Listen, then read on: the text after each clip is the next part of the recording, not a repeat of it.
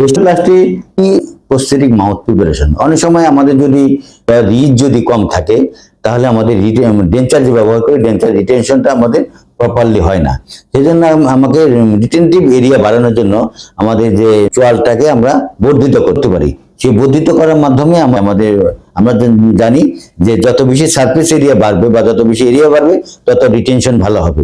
সেই surface area বাড়ানোর জন্য আমরা ভেস্টুপ্লাস্টি করে থাকি এবং এই ভেস্টুপ্লাস্টি প্রক্রিয়ার মাধ্যমে আমাদের রিটেনশনটা ভালো হয়। এবং এই ভেস্টুপ্লাস্টিটা আমরা এই ডায়োড লেজারের মাধ্যমে করতে পারি।